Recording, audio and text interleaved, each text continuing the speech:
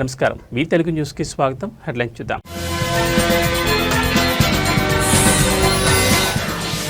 Jubilee hills ఉప ఎన్నిక Congress party అభ్యర్థిగా నవీన్ యాదవ్ పేరు ఖరారు.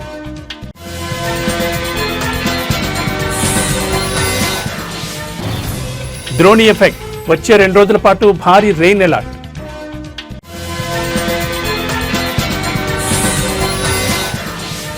విజయవాడ హైదరాబాద్ హైవే విస్తరణ కిలోమీటర్కు 45 కోట్ల అంచనా.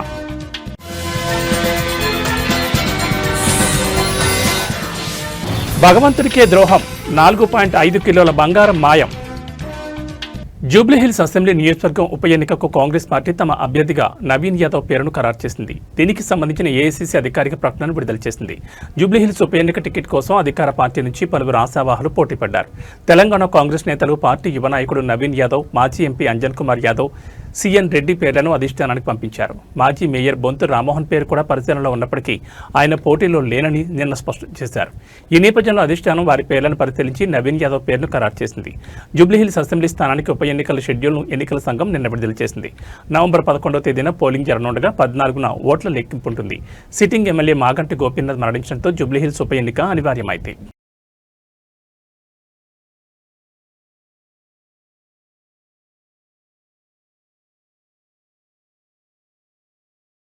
వర్షాలు తెలుగు రాష్ట్రాలను వేడట్లేదు. ద్రోణి ప్రభావంతో 2 తెలుగు రాష్ట్రాల్లో వచ్చే 3 రోజుల పాటు తేలికపాటి నుంచి భారీ వర్షాలు కురుస్తాయని వాతావరణ శాఖ తెలిపింది. దక్షిణ ఛత్తీస్గఢ్ నుంచి తెలంగాణ, రాయలసీమ, అంతర్గత తమిళనాడుల మీదుగా గల్ఫ్ ఆఫ్ మన్నార్ వరకు సగటు సముద్ర మట్టం నుంచి 0.9 కిలోమీటర్ల ఎత్తులో ఉపరితల ద్రోణి కొనసాగుతోంది. దీని ప్రభావం వల్ల తెలంగాణలోని 12 జిల్లాలకు ఎల్లో అలర్ట్ జారీ చేసింది వాతావరణ శాఖ. గురువారం భద్రాద్రి కొత్తగూడెం, ఖమ్మం, నల్గొండ, సూర్యాపేట, మహబూబాబాద్, రంగారెడ్డి, హైదరాబాద్, మేడ్చల్, మల్కాజ్గిరి, మహబూబ్ నగర్, నాగర్ కర్నూల్, వనపర్తి, జోగులాంబ గద్వాల జిల్లాలో అక్కడక్కడ ఓ మోస్తరు వర్షాలు కురిసే అవకాశం ఉందని తెలిపింది. అలాగే శుక్రవారం తెలంగాణలోని భద్రాద్రి కొత్తగూడెం, ఖమ్మం, నల్గొండ, సూర్యాపేట, మహబూబాబాద్, నాగర్ కర్నూల్, వనపర్తి, జోగులాంబ గద్వాల జిల్లాలో అక్కడక్కడ ఓ మోస్తరు వర్షాలు కురిసే అవకాశం ఉందని పేర్కొంది. ఇక ఏపీ విషయానికి వస్తే ద్రోణి ప్రభావంతో గురువారం ఉత్తరాంధ్ర, రాయలసీమలోని అల్లూరి, అనకాపల్లి, కాకినాడ, అన్నమయ్య, చిత్తూరు, తిరుపతిలో ఓ మోస్తరు నుంచి భారీ వర్షాలు కురుస్తాయని వెల్లడించింది. మిగతా ప్రాంతాల్లో తేలికపాటి నుంచి ఓ మోస్తరు వర్షాలు కురిసే అవకాశం ఉందని వాతావరణ శాఖ ప్రకటించింది.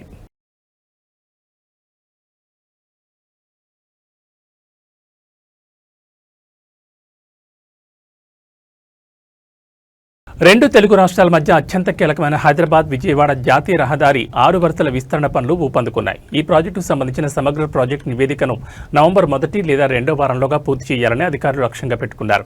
అనంతరం వచ్చే ఏడాది మార్చి నాటికి టెండర్ల ప్రక్రియను ముగించి వెంటనే నిర్మాణ పనులను ప్రారంభించేందుకు సన్నాహాలు చేస్తున్నట్లు అధికారిక వర్గాలు వెల్లడించాయి. తెలంగాణలోని దండు మల్కాపూర్ సమీపంలోని ఆందోల్ మైసమ్మ ఆలయం నుంచి ఆంధ్రప్రదేశ్లోని విజయవాడ కనకదుర్గమ్మ గుడి వరకు మొత్తం 231.32 కిలోమీటర్ల మేర ఈ రహదారిని విస్తరించనున్నారు. ఈ భారీ ప్రాజెక్టు కోసం మొత్తం 10,391.53 కోట్లు అవసరమవుతాయని ప్రాథమికంగా అంచనా వేశారు. ఇందులో నిర్మాణ పనులకు 6,775.47 కోట్లు, భూసేకరణ వంటి ఇతర అవసరాలకు 3,616.06 కోట్లు కేటాయించారు. దీని ప్రకారం కిలోమీటర్ నిర్మాణానికి సగటున 44.92 కోట్లు ఖర్చు చేయనున్నారు.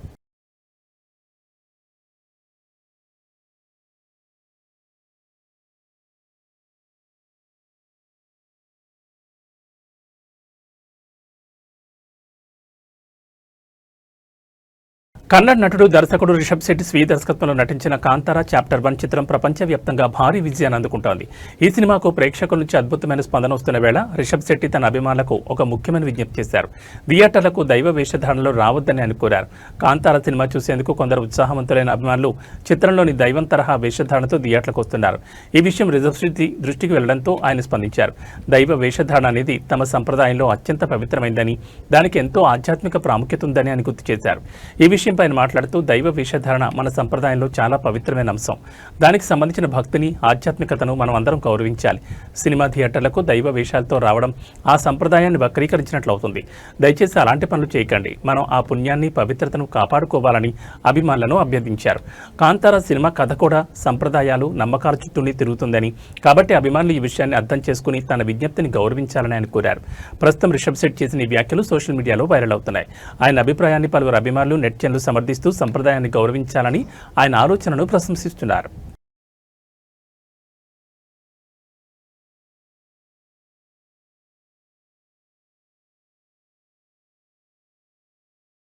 శబరిమల అయ్యప్ప స్వామి ఆలయంలో బంగారం మాయం సంచలనంగా మారింది. దేవస్వం బోర్డుపై బంగారం దొంగతనం, రికార్డుల తారుమారు లాంటి సీరియస్ ఆరోపణలు వచ్చాయి. దీంతో హైకోర్టు స్వయంగా రంగంలోకి దిగి విచారణ చేపట్టింది. 2019 మరమ్మతుల సమయంలోనే బంగారం బరువు 4.5 కిలోలు తగ్గినట్లు విచారణలో తేలింది. కేరళలోని ప్రసిద్ధ శబరిమల అయ్యప్ప స్వామి గుడిలో బంగారం మాయం సంచలనం రేపుతోంది. గుడిని చూసుకునే ట్రావెన్కోర్ దేవస్వం బోర్డుపై బంగారం దొంగతనం, ఆస్తుల దుర్వినియోగం లాంటి సీరియస్ ఆరోపణలు వచ్చాయి. ఇప్పటికే బంగారం ధరలు ఆకాశాన్ని అంటుతున్న నేపథ్యంలో లక్షల విలువైన గుడి ఆస్తులు మాయం కావడం కలకలం రేపింది. 4.5 కిలోల బంగారం మాయం. ఈ నేపథ్యంలో ద్వారపాలకుల మరమ్మతులు సన్నిధానంలోనే జరగాలని టీడీబీ నిబంధనలు చెబుతున్నప్పటికీ వాటిని మరమ్మతుల కోసం ఉన్నికృష్ణన్కు అప్పగించి చెన్నైకి పంపడం వివాదాస్పదంగా మారింది. 2019లో వస్తువులను అందుకున్న ఉన్నికృష్ణన్ వాటిని మరమ్మతు సంస్థకు పంపడానికి ముందే ఒక నెల రోజులు తన వద్దే ఉంచుకుని చెన్నై, బెంగళూరులో నిధుల సేకరణ కార్యక్రమాలు నిర్వహించారు.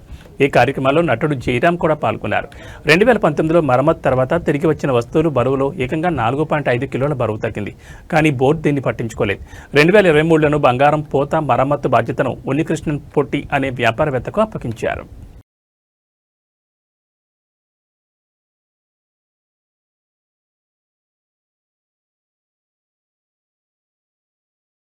బీసీ రిజర్వేషన్లపై విచారణను తెలంగాణ హైకోర్టు ఇవాళ మధ్యాహ్నం 2:15 వాయిదా వేసింది. బీసీ రిజర్వేషన్లపై విచారణ తెలంగాణ హైకోర్టు గురువారం మధ్యాహ్నం 2:15 వాయిదా వేస్తూ నిర్ణయం తీసుకుంది. తెలంగాణ ప్రభుత్వం తరపున మరికొన్ని వాదనలు వినిపిస్తామని అడ్వకేట్ జనరల్ న్యాయమూర్తులను కోరారు. బీసీ రిజర్వేషన్లపై ప్రభుత్వం తరపున అడ్వకేట్లు బలమైన వాదనలు వినిపించారు. సార్ ఈ వార్త అయిపోద్ది సార్, ఇవాళ మధ్యాహ్నానికి తీసేయండి ఈ వార్తని.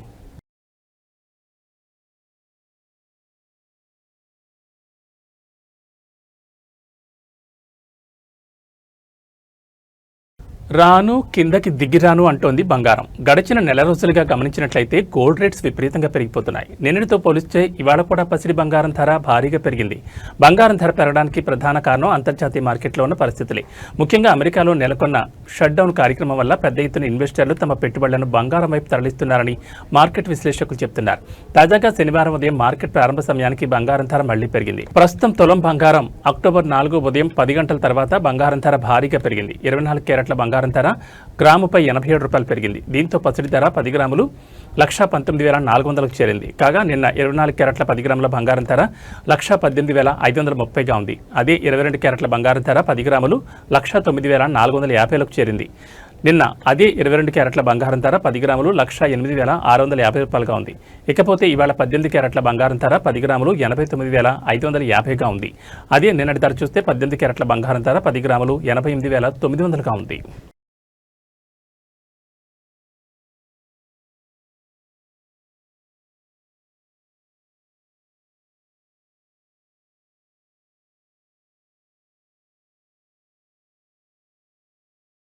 ఆంధ్రప్రదేశ్ రాష్ట్ర ప్రభుత్వం మరో కీలక నిర్ణయం తీసుకుంది. అనాథలు, నిరాశ్రయులు, వృద్ధుల కోసం అమలు చేసే అమృత ఆరోగ్య పథకం విస్తరించాలని నిర్ణయించింది. ఈ మేరకు రాష్ట్ర ప్రభుత్వం కీలక ఆదేశాలు జారీ చేసింది.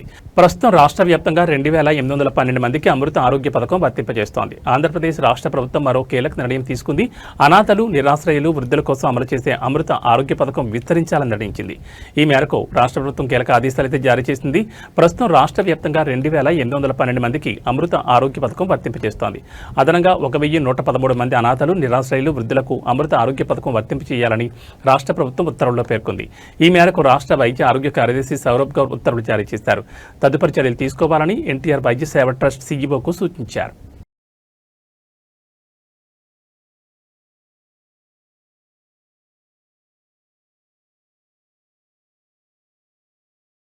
ఆంధ్రప్రదేశ్ ప్రభుత్వం, ఇన్ఫోసిస్ సంయుక్తంగా ఇన్ఫోసిస్ స్ప్రింగ్ పోర్ట్ కార్యక్రమాన్ని ప్రారంభించాయి.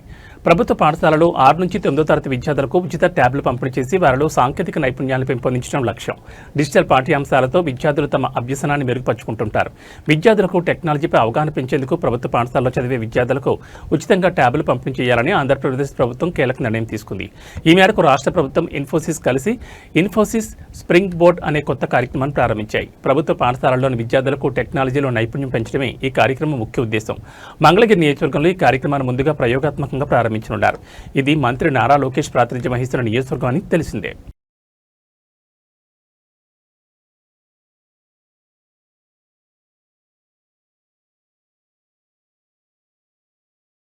పాకిస్తాన్ ఆర్థిక వ్యవస్థ తీవ్ర సంక్షోభంలో కూరుకుపోయిందని, ఆ దేశం దుర్భర దారిద్ర్యంలో కొట్టుమిట్టాడుతోందని ప్రపంచ బ్యాంక్ వెల్లడించింది.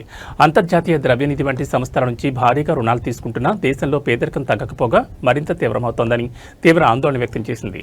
దేశంలో అమలవుతున్న ఆర్థిక వృద్ధి నమూనా పూర్తిగా విఫలమైందని, పేదల జీవితాలను మెరుగుపరచడంలో ఘోరంగా విఫలమైందని స్పష్టం చేసింది. ఈ మేరకు reclaiming momentum towards prosperity, Pakistan's poverty, equity and resilience assessment పేరుతో సెప్టెంబర్ 23న విడుదల చేసిన నివేదికలో కీలక విషయాలు వెల్లడించింది. ఈ నివేదిక ప్రకారం పాకిస్తాన్లో పేదరికం హెడ్ కౌంట్ నిష్పత్తి గత 8 సంవత్సరాల్లో ఎన్నడూ లేనంత గరిష్ట స్థాయికి అంటే 25.3% చేరింది. కేవలం 2023 నుంచి చూస్తేనే ఇది 7% పెరుగుదల కావడం పరిస్థితి తీవ్రతకు అద్దం పడుతోంది. ఒకప్పుడు పాకిస్తాన్ పేదరిక నిర్మూలనలో గణనీయమైన పురోగతి సాధించింది. 2001లో 64.3%గా ఉన్న పేదరికాన్ని 2018 నాటికి 21.9%కి తగ్గించగలిగింది. 2015 వరకు ఏటా 3% చొప్పున పేదరికం తగ్గుముఖం పట్టినా ఆ తర్వాత దాని వేగం సంవత్సరానికి 1% కంటే తక్కువకు పడిపోయింది. అయితే ప్రభుత్వాల విధానాలు, వరుస సంక్షోభాల కారణంగా కష్టపడి సాధించిన ఈ ప్రగతి పూర్తిగా తలకిందులైందని ప్రపంచ బ్యాంక్ తన నివేదికలో పేర్కొంది.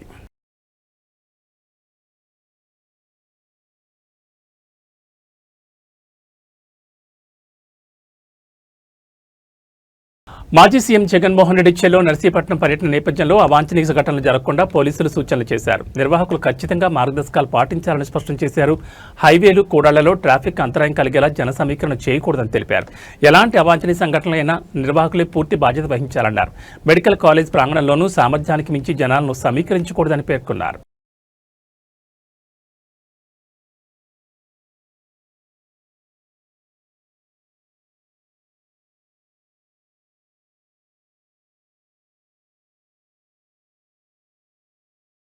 ఈ బులెటిన్ విశేషాలు మరో బులెటిన్లో మళ్ళీ కలుసుకుందాం. నమస్కారం.